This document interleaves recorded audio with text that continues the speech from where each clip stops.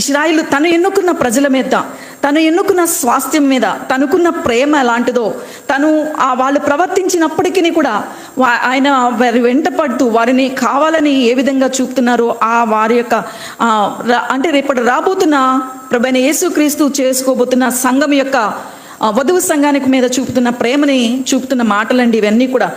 ఇక్కడ ఏ వర్ణన చూసుకున్నా ఆయన సంఘాన్ని ప్రేమిస్తున్న విధానం అంటే ప్రియురాలిగా ఆ రోజున మరి ఇశ్రాయేలు ప్రజలు కూడా మన ప్రవక్తల గ్రంథంలో చదువుతాం, నీకు భర్తనై ఉన్నాను, నువ్వు నా ప్రియురాలివి, ఇవే సంబోధిస్తూ ఉంటారు.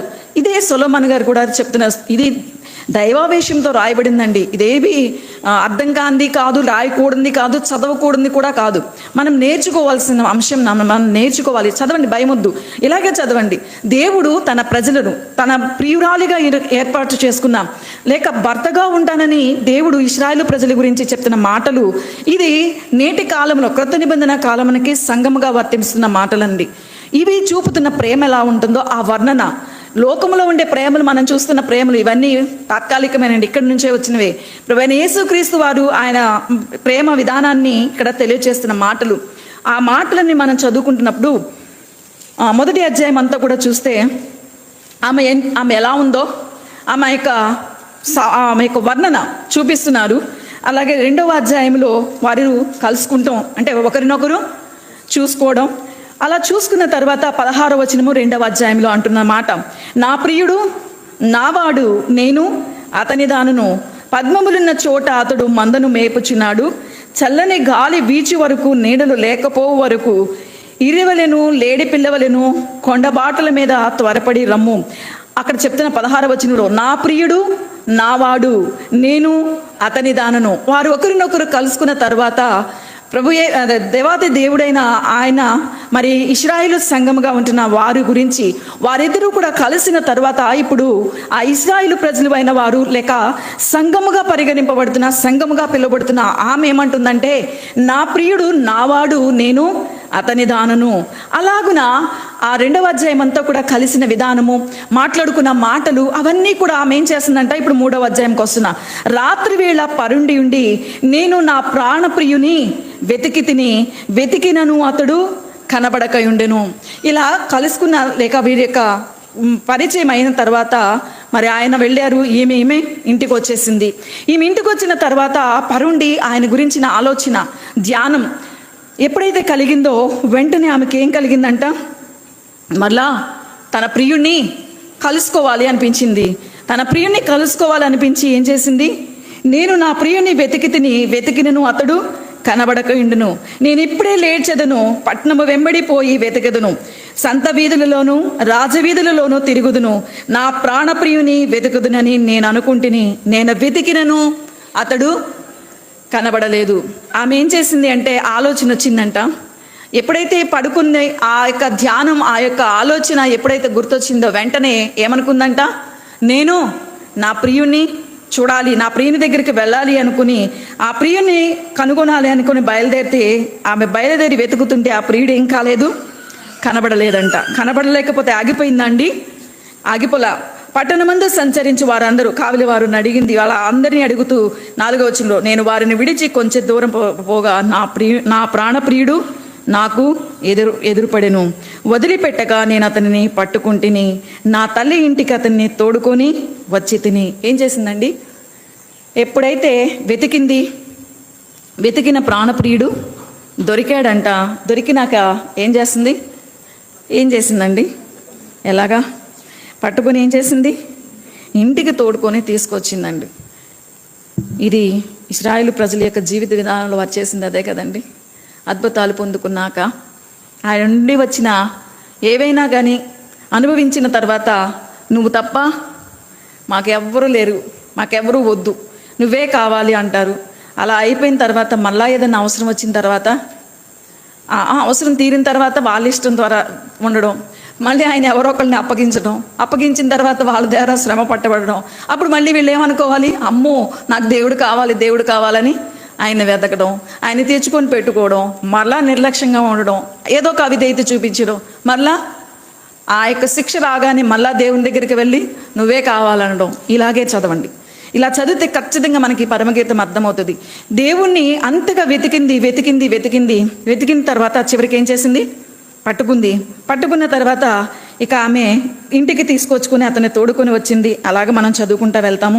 మళ్ళా మరి ఎవరి పనులు వాళ్ళకి వెళ్ళిపోయిన తర్వాత మళ్ళా 4వ అధ్యాయము చివరి వచనంలో ఆమె చెప్తుంది ఏంటంటే, నా ప్రియుడు మరలా వస్తాడు, నా ప్రియుడు తన ఉద్యానవనమునకు వేంచేయును గాక, తనకిష్టమైన ఫలములు అతడు భుజించును కాక. అలా చెప్పింది. అంటే తను వస్తున్నాడు, మళ్ళా తను కలుసుకోబోతుంది అన్నప్పుడు, మళ్ళా కలుసుకోబోతుంది అనుకొని ఆశపడుతున్న ఆమె దగ్గరికి ప్రియుడు వచ్చాడండి. ఆమె ఆశపడింది, మళ్ళా అన్ని ఏర్పాట్లు చేసేసింది. నా ప్రియుడు వస్తాడు, తనకి అన్నీ కూడా సిద్ధపరచాలి అని అన్నీ సిద్ధపరిచేసి ఇప్పుడు ఏం చేసిందంటే, తను అంతగా ఎదురు చూస్తుంది కదా, ఆశపడుతుంది కదా అని మరి ఆయన వచ్చినప్పుడు ఏం జరుగుతుందో చూస్తా. 2వ వచనంలో చదువుతున్నానండి. నేను నిద్రించితిని కానీ నా మనసు మేలుకు, నా సహోదరి, నా ప్రియురాల, నా పావురమా, నిష్కలంకురాల ఆలకింపుము. నా తల మంచుకు తడిసినది, నా వెంట్రుకలు రాత్రి కురియు చినుకులకు తడిసినది. నాకు తలుపు తీయమనుచు నా ప్రియుడు వాకిలి తట్టుచున్నాడు. నేను వస్త్రము తీసివేసి తిని, నేను మరలా దాన్ని ధరింపనేలా, నా పాదములు కడుగుకొంటిని, నేను మరలా వాటిని మురికి చేయనేలా. తలుపు సందులలో నా ప్రియుడు చేయి ఉంచగా, నా అంతరంగము అతని ఎడల ఏంటండి రమ్మంటమేంటి?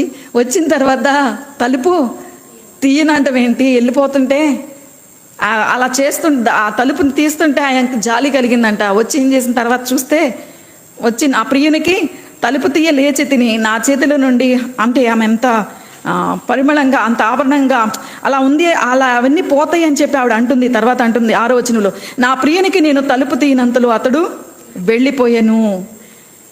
ఆశపడింది, కోరుకుంది, కావాలనుకుంది, అది ఎరిగిన మరి ఆయనైతే వచ్చిన తర్వాత అంటున్నారు, నేను మంచుకి నా తల తడిచి ఉంది, తలుపు తీయి అంటుంటే ఆమె ఏమంటుంది? ఆమె సాకులు చెప్తుందండి.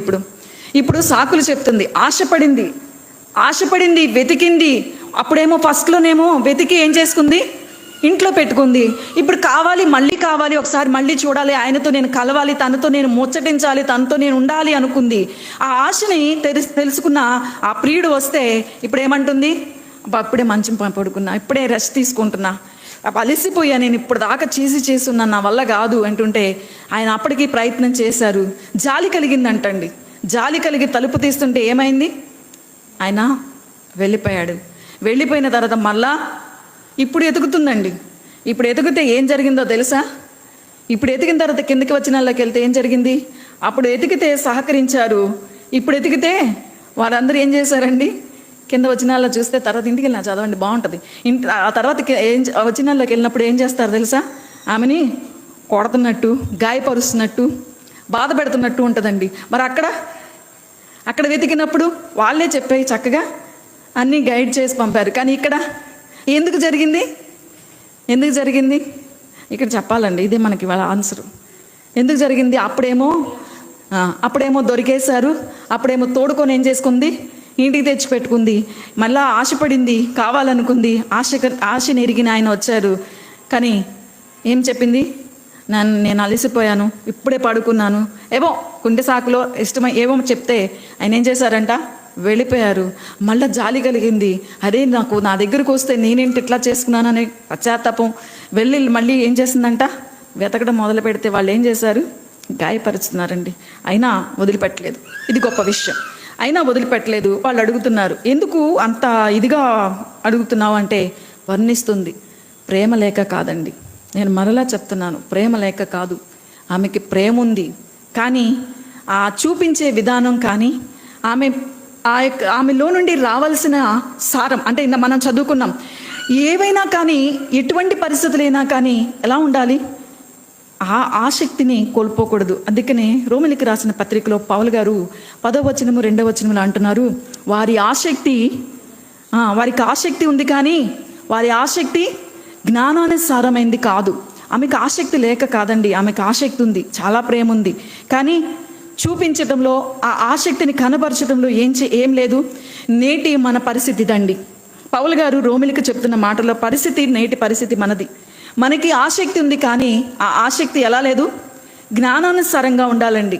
మనం ఎలా ఉండాలి, ఏ విధంగా ఉండాలి అన్నప్పుడు ఆ జ్ఞానానుసారమైన ఆసక్తిగా కనుక లేకపోతే ఆ ఆసక్తి వలన ఉపయోగం లేదు అనేది మాత్రం నిజం. మనం తెలుసుకోవాల్సిన మాటని మనం ఈరోజు అంటే దాంట్లో నుండి వచ్చే సారం ఎప్పుడు కూడా రావాలి. ఒకసారి వచ్చిన పండు లేక అది ఉన్నంత కాలం ఆ చెట్టుకి ఏం రావాలి, కాయలు రావాలి. ఆ కాయలు ఆ చెట్టులో నుండి వచ్చే సారం ఆ ఫలానికి అందుతుంది. ఆ ఫలము తిన్నవారికి ఆ సారం, ఆ యొక్క మాధుర్యం తెలుస్తుంది. ఇది ఈరోజు మన నుంచి రావాల్సిందండి. ఈరోజు ఎటువంటి పరిస్థితులైనా ఏ విధంగా ఉన్నా మనం మొదటిగా రక్షించబడినప్పుడు, మనం మొదటిగా ఉంటున్నప్పుడు ఉన్న ఆసక్తి లేక ఉన్నటువంటి మనకున్న ఏ తెగువ ఎటువంటిదైనా ఎప్పటి వరకు ఉండాలి, చివరి వరకు అండి, చివరి వరకు ఉండాలి. అది లక్ష్యం మనలో ఉండకూడదు. ఆసక్తి జ్ఞానానుసారమైనదిగా ఉండాలి. మనకి ప్రేమ ఉంది, దేవుడంటే ప్రేమ ఉంది, దేవుడంటే ఇష్టం ఉంది. కానీ అది ఏ విధంగా ఉండాలి, ఏ విధంగా చూపించాలి, ఏ విధంగా ఆయనకి మనం కనపరచాలి, ఏ విధంగా మనం ప్రేమ ఉంటే తెలుసు అయిపోతుందా, క్రియ వద్దా? క్రియ ఉండాలి కదా, మనం చూపించాలి. మనం ఆయనని చూపించినప్పుడు మనుషుల ఎదుట ఆయనని ఒప్పుకుంటే ఎవరి ఎదుట ఒప్పుకుంటున్నట్టు? మనలో నుంచి వచ్చే సారం అలా రావాలండి. అది ఏ విధంగా ఉండాలి అనుకుంటున్నప్పుడు పౌలు గారు ఏమంటారంటే, పవిత్ర హృదయము నుండి, మంచి మనస్సాక్షి నుండి, నిష్కపటమైన ఇక ప్రేమ, ఈ వీటి నుండి మన యొక్క సారం బయటికి రావాలి. ఇలాంటి సారము చూపించే జ్ఞానం మనకు ఉండాలండి. ఆమెకుంది కానీ ఆమె ఆసక్తి ఎలా లేదు, జ్ఞానానుసారంగా లేదు, వివేచించే విధంగా లేదు. మరి ఆ వెంటనే ఎప్పుడు తలుపు దగ్గరికి వచ్చినప్పుడు ఆమె ఆశపడినందుకు ఎలా ఉండాలి, అలర్ట్గా ఉండాలి. కానీ ఏం చేసింది?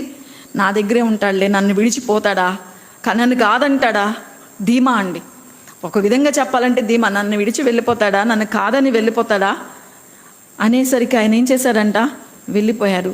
ఈరోజు మన జీవితంలో మనం అలా ఉండకూడదని అపోస్తుడైన పౌలు గలతీలు సంఘానికి చెప్తున్న మాటని చదువుకుందామండి.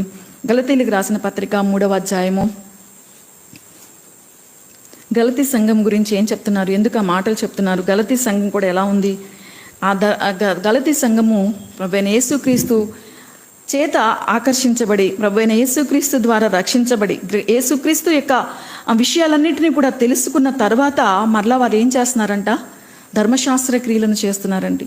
ధర్మశాస్త్రాన్ని బట్టి ధర్మశాస్త్ర క్రియలను అనుసరిస్తుంటే 3వ అధ్యాయము 1వ వచనంలో అంటున్నారు, ఓ అవివేకులైన గలతీలారా, మిమ్మును ఎవడు భ్రమ పెట్టెను, సిలువ వేయబడిన వాడైనట్లుగా యేసుక్రీస్తు మీ కనుల ఎదుట ప్రదర్శింపబడెను కదా, ఇది మాత్రమే మీ వలన తెలుసుకొని కోరుచున్నాను.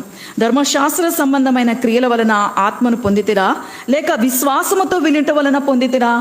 ఈరోజు మనకి కూడా చెప్తున్న మాట ఏంటి అని అంటే, మనం కూడా చూపిస్తున్న ఆసక్తి, మనం కూడా చేస్తున్న పనులు ఏ విధంగా ఉంటున్నాయి?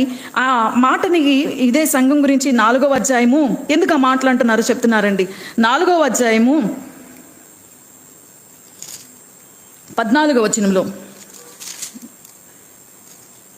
14వ వచనం నుంచి చూస్తే పౌలు గారు ఏమంటారంటే, 14 కాదు, కింద 16 నుంచి ఆయన ఎలా చూశారు, ఎలా 15లో అంటున్నారు, మీరు చెప్పుకుని ధన్యత ఏమైనది, శక్యమైతే మీ కనులు ఓడబీకి నాకు ఇచ్చివేసి ఉందిరని మీ పక్షమున సాక్ష్యం పలుకుతున్నాను. గలతీ సంఘాన్ని గురించి పౌలు గారు చెప్తున్న గొప్ప సాక్ష్యం అండి. ఎలా ఉన్నారంట వాళ్ళు? పౌలు గారి కోసం ఏ విధంగా ఉన్నారు, ఎంత ఇష్టంగా పనిచేశారో తెలుసా? వాళ్ళు వారి గురించి అంటున్నారు, మీ ధన్యత ఏమైపోయింది, సఖ్యమైతే మీ కన్నులు కూడా ఏం చేస్తున్నారు అంటే, వాళ్ళు అడిగితే అంటారు కదా, నా కడుపులోది కూడా మాట అంటాను కదా, అట్లనే వాళ్ళు ఏం చేశారంట, కావాలి అసలు అనుకుంటే కళ్ళు కూడా అని చెప్తున్నారు. నేను కదండి, పౌలు గారి అంటున్న మాట. సఖ్యమైతే వాళ్ళు అంటున్నారు, మీ కన్నులు కూడా ఓడబీకి నాకు ఇచ్చి వేసి అంతగా మీరున్నారు అని మీ గురించి నేను సాక్ష్యం చెప్పుచున్నాను. నేను మీతో నిజమాడినందున మీకు శత్రువులైతినా? వారు భ్రమ పెట్టేశారు. వారు సిలువ వేయబడిన యేసుక్రీస్తుని పక్కన పెట్టి మరలా ధర్మశాస్త్ర క్రియల మీద ఆసక్తి చూపుతున్నారండి. ధర్మశాస్త్ర క్రియలు చేయటి ఎందు వాటి ఎందు ఆసక్తి చూపుతుంటే మరి పౌలు గారు అంటున్న మాట, ఎందుకు మీరు అలా అవివేకులు అయిపోయారు? వీరు ప్రేమించలేదా? ఎంత ప్రేమించారు? సఖ్యమైతే అంటే మీరు ఏది కావాలంటే అది చేసే అంత స్థాయిలో ఉన్న మీరు ఎందుకు ఇలా అయిపోయారు? ఎందుకు అవివేకులు అయిపోయారు? ఆయన అంటున్న మాట అదేనండి, తర్వాత కింద వచనాల్లోకి వెళ్ళి, మీ యొద్ద ఉన్నప్పుడు మాత్రమే కాక, ఇదిగో ఇది చాలా ఇదండి ఈరోజు మనం చదువుకుంటుంది. నేను మీ యొద్ద ఉన్నప్పుడు మాత్రమే కాక ఎల్లప్పుడూ మంచి విషయములలో ఆసక్తిగా ఉండుట యుక్తమే. ఎప్పుడు కూడా ఎలా ఉండాలి? మీరు అప్పుడు చూపించిన ఆసక్తి నా ఎడల ఎలా ఉంది? నేను ఏది కావాలంటే, నేను ఏ అవసరతలో ఉన్నానంటే నా అవసరతను తీర్చడం కోసం మీకు ఏదైనా ఇవ్వడానికి మీరు నాకు చేశారు, అంత ఆసక్తి చూపించారు. కానీ ఆసక్తి కలిగి ఉండడం మంచిదే, అది యుక్తమే. కానీ ఆ ఆసక్తి ఎలా ఉండాలి? మనము అవివేకులం అయిపోయే విధంగానో, అజ్ఞానులం అయిపోయే విధంగానో, మన ముందు జరుగుతున్న సంగతులను గ్రహించలేని విధంగానో మనము ఉండకూడదండి. గలతీ సంఘానికే కాదు, నేడు మనం చదువుకుంటున్న మనకి కూడా చెప్తున్న మాట, ఎంతగా దేవుడు మనల్ని ప్రేమించారో, మనల్ని ప్రేమను పొందుకున్న ఆ మనము ఏం కాకూడదు? అవివేకులం కాకూడదండి. ఆయన అంటున్న సంబోధిస్తున్న మాట, ఓ అవివేకులైనా అక్కడ మనం పెట్టుకోకూడదు.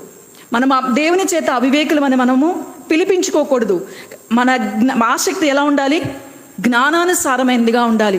జ్ఞానానుసారమైన ఆసక్తి కనుక ఉంటే ఏ స్థితిలోనైనండి, మన ఏ పరిస్థితులైనా, ఎలాంటి పరిస్థితులు మన ముందున్నా మనలో ఉండే వచ్చే సారం ఎలా ఉంటుందండి? మాధుర్యంగానే ఉంటుంది. అది ఎప్పుడు కూడా ఇచ్చే విధంగానే ఉంటుంది, జ్ఞానము కలిగినదిగా ఉంటుంది. ఈరోజు గలతీ సంఘం వలె మనము ఉండకూడదు. వారిని చూచి పౌలు గారు అంటున్నారు, మీరు ఎందుకు ఇలా అయిపోయారు? మిమ్మల్ని ఎవరు భ్రమ పెట్టారు? మీరు ఎందుకు ఇట్లాగా? మీ యేసుక్రీస్తు మీ కనుల ఎదుట ప్రదర్శింపబడ్డారు కదా అని 3వ వచనం, మీరు ఇంత అవివేకులైతేరా, మొదట ఆత్మానుసారముగా ఆరంభించి ఇప్పుడు శరీరానుసారముగా పరిపూర్ణులగుదురా. ఆత్మానుసారంగా ఆరంభించిన మనము మళ్ళా ఎలా ఉండాలి? ఎలా కొనసాగాలి? ఆత్మానుసారంగానే. ఆ సారం ఇక్కడ చెప్తున్న మాట, మనలో ఏముండాలి? శరీరానుసారం ఉండకూడదండి. మనలో నుండి వచ్చేది ఆత్మానుసారమై ఉండాలి. ఈరోజు ఇదేనండి నేర్చుకుంటున్నది. ఆ చెట్ల నుండి వచ్చిన సారం, అంజూరపు చెట్టు నుంచి వచ్చిన సారం, ద్రాక్ష చెట్టు నుండి వచ్చిన సారం, లేదా ఒలీవ చెట్టు నుండి వచ్చిన సారం. ఈరోజు ప్రభువైన యేసుక్రీస్తు నా కొరకు సిలువ వేయబడ్డాడు అని మన కనుల ఎదుట మనం ఆయనని చూస్తున్నాము, పొందుకున్నాము. ఆ ప్రేమని మనం పొందుకుని రుచి చూచిన మనం, ఆయనే కావాలి అని మనం వెంటపడి మనం ఆయన తెచ్చుకొని ఇంట్లో పెట్టుకొని, అంటే మన హృదయంలో పెట్టుకుంటున్న మనం ప్రదర్శించే విధానంలో ఏ విధంగా ఉండాలి? మనం ఆత్మానుసారంగా తీర్చబడిన మనలో నుండి ఏం రావాలి? ఆత్మానుసారమైన రావాలండి. ఆత్మానుసారమైన మనస్సు. రోమిలికి రాసిన పత్రిక 8వ అధ్యాయంలో ఏముంటుంది? ఆత్మానుసారమైన మనస్సు, శరీరానుసారమైన మనస్సు. ఆత్మానుసారమైన మనస్సు ఏం చేస్తుందండి? ఏం చేస్తుంది? జరిగించదండి. రోమిలికి రాసిన పత్రిక 8వ అధ్యాయము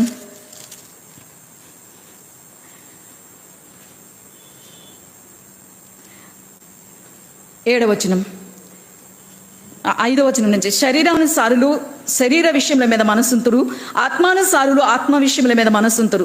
శరీరానుసారమైన మనస్సు మరణం, ఆత్మానుసారమైన మనస్సు జీవమును సమాధానమునై ఉన్నది. ఈ ఆత్మానుసారమైన మనసును మనం కలిగి ఉంటే మన జీవితంలో ఏముంటుంది? సమాధానం ఉంటుంది. తద్వారా మనకి ఏమొస్తుంది? జీవం వస్తుందండి. ఈ జీవము మనలో నుండి వచ్చే ఈ జీవం ఎక్కడికి నడిపిస్తుంది? నిత్య జీవానికి నడిపిస్తుందండి. మనలో సమాధానము, జీవము ఇప్పుడున్న ఈ జీవము మనల్ని ఎక్కడికి నడిపిస్తుంది? నిత్య జీవంలోనికి నడిపిస్తుంది. ఈ ఆత్మానుసారం వలన కలిగే ఫలం, లేక ఆత్మానుసారం నుంచి వచ్చే మాధుర్యం ఇదండి. శరీరానుసారులైతే శరీరమైన విషయాల మీద మనసు ఉంచుతారు. ఆత్మానుసారులైతే మాత్రం ఆత్మానుసారమైన మనసు సమాధానమును జీవమునై ఉన్నది. అలా తర్వాత అంటున్న మాట 8వ వచనంలో, శరీర స్వభావం కలిగిన వారు దేవునిని సంతోషపరచనేరరు. దేవుని ఆత్మ మీలో నివసించిన ఎడల మీరు ఆత్మ స్వభావము కలవారే కానీ శరీర స్వభావము కలిగిన వారు కారు. మనలో ఆత్మానుసారంగా ఎప్పుడు మనం ఉండాలి అంటే మనలో ఏముండాలి? ఆత్మ ఉండాలండి. మనలో కనుక ఆయన ఆత్మ లేకపోతే మనం ఎలా జీవిస్తాము? శరీర స్వభావం కలిగిన వారంగా దేవునిని సంతోషపరచలేము. దేవుని ఆత్మని మనలో నివసింపు చేసుకుంటున్నప్పుడు, ఆ ఆత్మ గనుక మనలో ఉంటున్నప్పుడు మనలో నుండి వచ్చే ఆ యొక్క ఆత్మానుసారమైన జీవితం వల్ల దేవునికి సంతోషం కలుగుతుందండి. ఇక్కడ అదే చెప్తున్నారు, శరీర స్వభావం కలిగిన వారు దేవునిని సంతోషపరచలేరు. కానీ ఆత్మానుసారంగా జీవించేవారు ఏం చేస్తారు? దేవుని సంతోషపరుస్తారు. వారి జీవితానికి కూడా ప్రయోజనం. ఎలా ప్రయోజనం? ఆత్మానుసారముగా జీవిస్తే ఆ జీవితం వలన సమాధానం ఉంటుంది, తర్వాత జీవం ఉంటుంది. వారు ఎప్పుడు కూడా జీవంతో బ్రతుకుతారు. చెట్టు ఎప్పుడు కూడా పచ్చగా ఉండాలంటే ఎక్కడ ఉండాలండి? ఆ చెట్టు నీటి ఒడ్డున ఉంటే ఆ చెట్టు ఎలా ఉంటుంది? సారముగా పచ్చగా ఉంటుంది. మనలో ఆత్మ ఉండాలి, వాక్యము ఉండాలి. ఈ రెండు కూడా, వాక్యము, ఆ పరిశుద్ధాత్మని మన లోపల ఉంచుకొని వాక్యము, ప్రార్థన ఇవన్నీ మనం కలిగి ఉంటే మన జీవితం ఎలా ఉంటుంది? సమాధానం ఉంటుంది, జీవం ఉంటుంది. తద్వారా దేవునికి మహిమ, సంతోషం కలుగుతుంది. ఈ జీవం మనల్ని ఎక్కడికి నడిపిస్తుందండి? నిత్య జీవానికి నడిపిస్తుంది. మరి ఆ విధంగా మనం జీవించాలి అనేది దేవుడి యొక్క కోరిక. నేను చివరిగా ఒక సంఘాన్ని చూపించి ముగించేస్తాను. 3వ అధ్యాయము ఫిలదెల్ఫియా సంఘాన్ని గురించి అంటున్న మాటను ఏంటో చదువుతున్నానండి. 3వ అధ్యాయము 7వ వచనంలో ఫిలదెల్ఫియా ఉన్న సంఘం గురించి చెప్తున్న మాట ఏంటంటే, దావీదు తాళపు చెవి కలిగి ఎవడునూ వేయలేకుండా తీయువాడును, ఎవడునూ తీయలేకుండా వేయువాడునైనా. అబ్బా, ఎంత గొప్ప ఆధిక్యత కదండి! వాళ్ళ దగ్గరికి ఏమొచ్చేసినాయి? తాళపు చెవులండి. అంటే సంఘానికి ఉన్న ఆధిక్యత. సంఘముగా ఉంటే, సంఘం అంటే ఎవరు? మనం ఒక్కొక్కరిగా ఉన్నా మనం చెప్పబడుతున్న మాట, మనందరము కూడా ఎత్తబడే సంఘంలో ఉండాలి. ఆ సంఘంలో మనం ఉండాలంటే వ్యక్తిగత జీవితంగా మనం ఈ విధంగా ఉండాలి అనేది చెప్తున్న మాట. ఆ తాళపు చెవులు కలిగిన శక్తి ఎలాంటిదంటే, ఎవడును వేయలేకుండా తీయువాడును, ఎవడును తీయలేకుండా వేయువాడునైనా సత్య స్వరూపియగు పరిశుద్ధుడు చెప్పు సంగతులు ఏమనగా, నీ క్రియలను నేను ఎరుగుదును, నీకున్న శక్తి కొంచెమై ఉండినను నీవు నా వాక్యమును గైకొని నా నామమును. ఈరోజు నేటి కాలంలో ఉన్న మనకి ఎదుర్కొంటామేమో, కానీ మనం ఏం చేయకూడదండి? ఎరుగను అని ఎటువంటి పరిస్థితుల్లో అయినా కూడా అంటున్న మాట ఏంటంటే, నీకున్న శక్తి. అక్కడ చాలా మంచి మాట కదండి. శక్తి ఎంత? కొంచెమే. కానీ వాక్యమును గైకొని, శక్తి కొంచెమైన వాక్యముని గైకొని మనం ఏం చెప్తున్నా అంటే, ఆ శక్తి కనుక మనలో ఉంటే, ఆ ఇష్టం కనుక మనలో ఉంటే దేవుడు ఖచ్చితంగా మనకు ధైర్యాన్ని ఇస్తాడు. అందుకే ఈ సంఘాన్ని గురించి ఏం చెప్తున్నారు తెలుసా? నీ శక్తి కొంచెమైనా కానీ ఏం చేయలేదు నువ్వు. శక్తి కొంచెమైనా నిలబడితే చాలండి, నుంచోడానికి ఇష్టపడితే చాలు. ఏమొస్తుందో తెలుసా? మనకి తెలియని ఆయన శక్తి మనని తప్పకుండా ఆవరిస్తుందండి. మనకి ఆ ధైర్యం వస్తుంది. ఆ పరిస్థితులను ఎదిరించడానికి కానీ, ఆ పరిస్థితుల్లో ధైర్యంగా నిలబడడానికి కానీ మనకి సామర్థ్యాన్ని దేవుడిస్తాడండి. ఈరోజు ఇది జ్ఞానానుసారం. లోక జీవితం ఎలా ఉన్నా పర్వాలేదు. లోకంలో భయాలు ఉండొచ్చు, లోకంలో ధైర్యం ఉండొచ్చు, లోకంలో చేయగలిగిన పనులు ఏవైనా ఉండొచ్చు, మనకి తలాంతులు, సామర్థ్యాలు చాలా ఉండొచ్చు. అదే దేవుని దగ్గరికి వచ్చేటప్పుడు ఎలా ఉంటుంది? ఈ సంఘం గురించి చెప్తున్న మాట ఏంటంటే, శక్తి కొంచెమే. వాళ్ళు కొద్దిగా ఉండొచ్చు, వాళ్ళు చూస్తే బలహీనులుగా ఉండొచ్చు, కానీ ఎలా ఉండాలండి? శక్తివంతులుగా ఉండాలండి. అక్కడ చెప్తున్న మాట, మీ శక్తి కొంచెమైనప్పటికీ కూడా వాక్యాన్ని గైకొని. శక్తి ఎప్పుడు వస్తుంది? నాలో ఎవరున్నారు? ఎలా ఉంటారండి? ఆయన ఎలా ఉంటాడు? మనలో ఎలా ఉంటాడు? దేవుడు ప్రభువైన యేసుక్రీస్తు వచ్చి మనలో ఎలా ఉంటారో మనిషిగా ఉండిపోతారేంటి? దానికంటే ఆత్మ రావాలి అని అంటే ఒక చర్య ముందు జరగాలి. మన పేతురు గారు అంటున్నారు, పేతురు గారేనా, మన హృదయంలో ప్రభువుని ఏం చేయాలి? మన హృదయంలో ప్రభువుని నేను చెప్పట్లేదండి. మన హృదయంలో ప్రభువుని ప్రతిష్ఠించాలి. మన హృదయంలో ప్రతిష్ఠించుకోవడం అంటే ఏం ప్రతిష్ఠించుకోవడం? నిన్ను కదిపితే వాక్యమే రావాలి. ఆ వాక్యం మనలో ఉంటే ఆ వాక్యాన్ని మనం ఏం చేస్తాం? గైకుంటామండి. ప్రకటన గ్రంథంలో చెప్తున్న మాటలు కనుక మనం ఒకసారి చూస్తే, 1వ అధ్యాయంలో ఏమంటారు తెలుసా? 3వ వచనం, సమయము సమీపించినది కనుక ఈ ప్రవచన వాక్యములు చదువువాడును వాటిని విని ఇందులో రాయబడిన సంగతులని రెండండి. ఏం చెప్పారు? ప్రతిష్ఠించుకోవడం అంటే చదివి ఊరుకోవడం కాదండి. మన హృదయంలో ఆయన ప్రతిష్ఠించుకోవడం అంటే ఏంటి? గైకొని జీవించటం, వాక్యాన్ని చదవడం, దాన్ని గైకుంటున్నాము అంటే మన హృదయంలో ప్రభువుని ప్రతిష్ఠించుకున్నాం. ఈ సంఘం అది చేసిందంటండి. ఇదిగో నేను త్వరగా వచ్చుచున్నాను, ఈ గ్రంథములోని ప్రవచన వాక్యములను ఇప్పుడు చదవడం కాదండి, ఇక్కడ చదవడం కాదు. మొదటి అధ్యాయం 3వ వచనంలో ఏం చూసాం? మొదటి అధ్యాయం 3వ వచనంలో చదువువాడును, ఇక్కడ 7వ వచనంలో ఏం చెప్తున్నారు? నేను త్వరగా వచ్చుచున్నాను, ఈ గ్రంథములోని ప్రవచన వాక్యములను గైకొనువాడు. ప్రతిష్ఠించుకున్న వాడే గైకొంటాడండి. ప్రతిష్ఠించుకున్న వాళ్ళు ఉండే జీవితం ఎలా ఉంటుంది అనుకుంటున్నప్పుడు ఇక్కడ చెప్తున్న ఫిలదెల్ఫియా సంఘం, శక్తి కొంచెమైన వాక్యాన్ని గైకొని నా నామమును ఎరుగనలేదు, తలుపు నీ ఎదుట తీసి ఉంచినాను, దానిని ఎవడును వేయనేరడు. అక్కడ తర్వాత అంటున్న మాటను చూస్తే 10వ వచనం, నీవు నా ఓర్పు విషయమైన వాక్యమును గైకొంటివి. ఇక్కడ మనం చదువుతున్న మాటలన్నీ కూడా గైకొండమేనండి. మనము యేసుక్రీస్తు మన హృదయంలో ప్రతిష్ఠించుకుంటే చదివిన వాక్యాన్ని ఏం చేస్తాము? గైకొంటామండి. ఆయన అంటున్న మాట అదే, నా ఓర్పు విషయమైన వాక్యముని గైకొంటివి కనుక భూనివాసులను శోధించుటకు లోకమంతటి మీదకి రాబోతున్న శోధన కాలములో నేను నిన్ను కాపాడుతాను అంటున్నారు. శోధన గడియలు ఏవైనా, శోధన సమయం ఏదైనా, కష్టకాలం ఏదైనా గైకొంటూ కనుక వెళితే మన శక్తి కొంచెమే కావచ్చు, చూడడానికి మన బలహీనలమే కావచ్చు, మనం చూడడానికి ఎలాగున్నప్పటికీ కూడా మన శక్తి వైపు కాదు, మన ఏది కాదు, మనం అలా గైకుంటూ గనక వెళితే మన జీవితంలో ఎలాంటివి లోకం మీదకి వస్తున్నా, మన జీవితంలోకి వస్తున్నా, మన కుటుంబంలోకి వస్తున్నా, వ్యక్తిగతంగా ఏ విధంగా కానీ వాటన్నిటిలో నుండి కూడా ఏం చేస్తానంటున్నారండి? కాపాడుతాను అంటున్నారు. నేను త్వరగా వచ్చుచున్నాను, ఎవడునూ నీ కిరీటము అపహరింపకుండానట్లు నీకు కలిగిన దానిని. ఇందాక మనం ఫస్ట్ చదువుకున్న ఆ చెట్ల గురించి నా చెప్తున్న దాంట్లో అదేనండి. వాటికి కలిగి ఉన్న వాటిని ఏం చేసుకున్నాయి? వాటిలోనే ఉన్నాయండి. వాటికి కలిగి ఉన్నది ఏదైతే ఉందో వాటి చెప్తున్నాయి, మేము చెయ్యం, మేము మా మాధుర్యం ఇవ్వాలి, మేము మా తైలం ఇవ్వాలి, మా నుండి వచ్చే ద్రాక్షరసం నేను ఇవ్వాలి, అది చెప్తున్నట్లుగా ఈరోజు మనం కూడా ప్రవచన వాక్యాలని గైకుంటున్నప్పుడు మనకు కలిగిన దానిని మనం గట్టిగా పట్టుకోగలుగుతామండి. ఈ ఆత్మానుసారమైన మనలో నుండి వచ్చే సారం మనల్ని ఏం చేస్తుందో తెలుసా? ఆ నిత్య జీవం చేరే వరకు మన కిరీటాన్ని ఎవ్వడునూ అపహరింపకుండా, అపహరించడానికి ఎంతమంది మన చుట్టూ వచ్చినా ఇదేనండి జ్ఞానానుసారమైన ఆసక్తి ఉంది. కానీ దొంగిలించడానికి నీ చుట్టూ ఎన్నో సమస్యలు, ఎన్నో పరిస్థితులు, ఎన్నో స్థితిగతులు వస్తాయి. కానీ ఏం చేయాలి?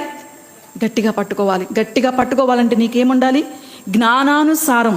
మనలో నుండి వచ్చే ఆత్మానుసారమైనది ఎలా ఉండాలంటే పరిస్థితులకు తగ్గినట్లుగా జ్ఞానాన్ని దేవుడు మనకి ఇవ్వాలి అని అంటే వాక్యాన్ని మనం గైకొనాలి. ఆ గైకుంటున్న వాక్యం మనల్ని పరిశుద్ధాత్ముడు చెప్తున్న మాట, పరిశుద్ధాత్ముడు ఏం చేస్తారో చెప్తారండి. మీరు ఎవరి దగ్గరికి వెళ్ళి ఎలా ప్రవర్తించాలో, ఎవరి దగ్గర ఏం మాట్లాడాలో మనకి ఆ పరిశుద్ధాత్మ ఏం చేస్తుందంట? మనకి ఏం చెయ్యక్కర్లా. మీరు గైకోనండి, వాక్యాన్ని గైకుంటూ ఉండండి. ఈ అధికారుల ముందు నుంచోవాలా, పరిస్థితుల ముందు నుంచోవాలా, వ్యక్తుల ముందు నుంచోవాలా, ఎక్కడ నుంచోవాలో అక్కడ నుంచోవాల్సిన పరిస్థితి వచ్చినప్పుడు ఆయన ఏం చేస్తారు? తన శక్తితో నింపుతారండి. తన శక్తితో నింపి నీ హృదయంలో ఉండే మాటలు కానీ, చర్యలు కానీ, క్రియలు కానీ జరిగిస్తారు.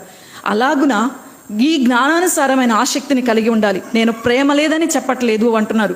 ఆయన అంటున్న మాట, ప్రేమ ఉంది మనకి, కానీ మనకి ఆసక్తి కూడా ఉంది. కానీ ఆసక్తి కనపరిచే విధానమే మనకు తెలియట్లేదు. ఈరోజు మనం నేర్చుకుంటున్న మాటల యొక్క ఉద్దేశం, దేవుడు చెప్తున్న మాట ఏంటంటే శక్తిని పట్టో, మనుషులను పట్టో, వ్యక్తులను పట్టో, బలాన్ని పట్టో, దేన్ని బట్టి చూడొద్దు. మనం ఆ వాక్యాన్ని మన హృదయంలో ప్రతిష్ఠించుకుందాం. ప్రతిష్ఠించుకున్న వాక్యాన్ని అనుసరించి గైకుంటూ జీవిస్తుంటే మనకి పరిశుద్ధాత్ముడు శక్తినిస్తారు.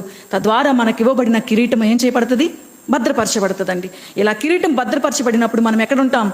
దేవుని రాజ్యంలోనికి చేరగలుగుతాం. అందుకే ఆయన అయితే మాటను చెప్తున్న మాట, ఎవడును, ఇది హెచ్చరిక మాట అండి, ఎవడును నీ కిరీటమును అపహరింపకుండానట్లు నీకు కలిగిన దానిని గట్టిగా పట్టుకో, జయించిన వానిని నా దేవుని ఆలయంలో ఒక స్తంభముగా చేసేదను. ఇక్కడ దేవుని ఆలయంలో స్తంభము, తర్వాత అక్కడ జయించే వానిని. ఇక్కడ జయిస్తే మనము నిత్యరాజ్యంలో రాజాది రాజుతో ఎల్లకాలము కూడా ఎలా ఉంటాము? ఇక్కడ స్తంభంగా ఉంచబడతాం. ఎప్పుడు గైకుంటూ నిలబడుతూ ఆయన కొరకు ఉంటే మరి ఆయన రాజ్యంలో మనం ఎలా ఉంటామంటే కదలని వారంగా, ఆయన దగ్గరికి వెళ్ళినప్పుడు మనం ఎప్పుడు కూడా ఆయనతో ఆనందించే వారంగా ఉంటాము అనేది చెప్తున్న మాట అండి. మనం జయించిన వారంగా ఉండాలి అనేది చెప్తున్నారు. ఆయనైతే ఇలా చెప్పుకుంటూ వెళ్ళిన చివరి 3వ అధ్యాయం చివరి మాటలను చూస్తే 20వ వచనంలో, ఇదిగో నేను తలుపు నొద్ద నిలిచి ఉండి తట్టుచున్నాను, ఎవడైనను నా స్వరము విని తలుపు తీసిన ఎడలా నేను అతని యొద్దకు వచ్చి అతనితో నేనును నాతో కూడా అతను భోజనం చేయదుము. నేను జయించి నా తండ్రితో కూడా ఆయన సింహాసనం ముందు కూర్చున్న ప్రకారము, ఇదండి జయించిన వానిని నాతో కూడా నా సింహాసనమందు. ఏదేనండి మనకు చెప్తున్న మాట. ఈరోజు మనకి ఇలాంటి జ్ఞానానుసారం మనలో నుండి రావాలి. మనం చూపిస్తున్న ఆసక్తి, మనం చూపిస్తున్న దేవుని మీద ఉన్న ప్రేమ ఈ విధంగా ఉండాలి. మనకి ఆయన వచ్చారు, ఆమె అడిగింది వచ్చారు, కానీ ఏం చేసింది? తలుపు తీయడం ఆలస్యమైందండి. ఈరోజు మన దగ్గరికి ఒకవేళ మనం కూడా ఎంత గొప్ప వాళ్ళమైన అతీతులమైతే కాదు, ఏదో ఒక సందర్భంలో బలహీనమవుతున్నాం.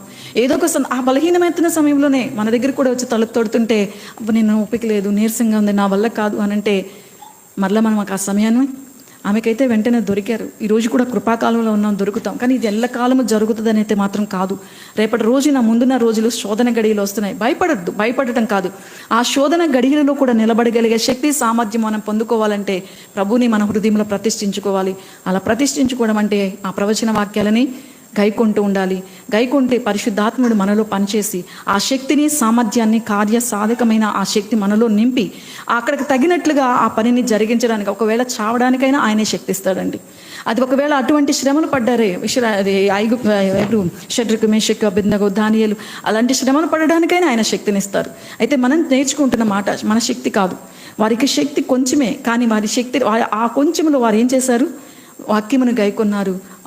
ఆ కిరీటం అపహరింపకుండా దుష్టుడే